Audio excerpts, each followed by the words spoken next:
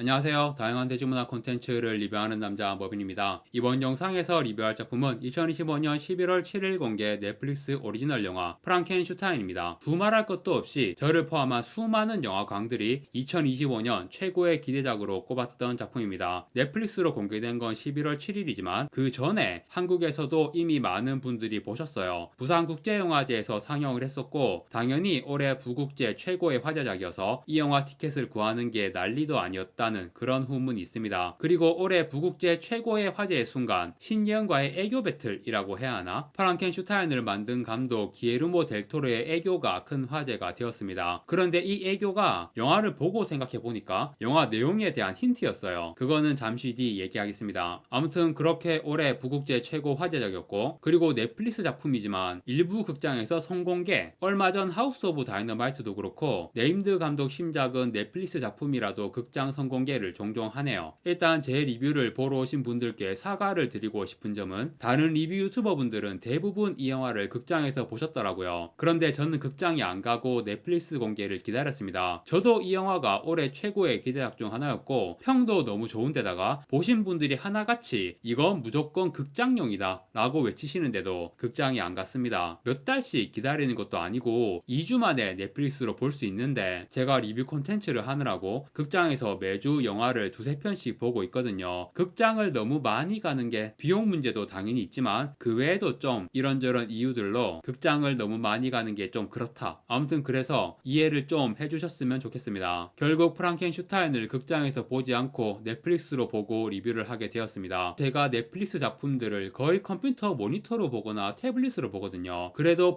프랑켄슈타인은 뭐 저희 집 TV가 그렇게까지 큰 건 아니지만 그래도 컴퓨터 모니터보다는 훨씬 크니까 그리고 TV 바로 앞에 의자 놔두고 극장에서 보는 것처럼 최대한 시야에 꽉 차게 크게 보는 느낌으로 감상을 했습니다. 그렇게 본 이 영화의 감상은 일단 워낙에 평가가 좋으니까 다들 너무 재밌고 좋은 작품이라고 하시잖아요. 그래서 조금 눈치가 보이는데 저는 솔직히 별로였어요. 이번 리뷰는 원작충 모드로 하겠습니다. 원작충이란 뭐냐? 원작이 짱이야 를 외치면서 미디어 믹스 작품들의 부정적인 의견을 내는 그런 사람을 말하는 거죠. 저는 무조건 원작대로 만들어라 그런 생각을 가지고 있진 않지만 제가 특히 원작에서 마음에 들었던 내용이나 요소들은 그래도 잘 살려주기를 기대하고 영화나 뭐 이런 미디어 믹스를 보게 된단 말이에요. 제가 원작에서 가장 인상 깊게 읽었던 부분은 크리처의 고독 그리고 그 고독이 원인이 되어서 크리처가 악을 행하게 되는 과정이거든요. 그게 너무 설득력 있으면서도 소름 끼치고 동시에 가슴이 절절해지는 내용이라서 이 소설은 정말 굉장하다. 온몸에 막 소름이 돋으면서 읽었습니다. 빅터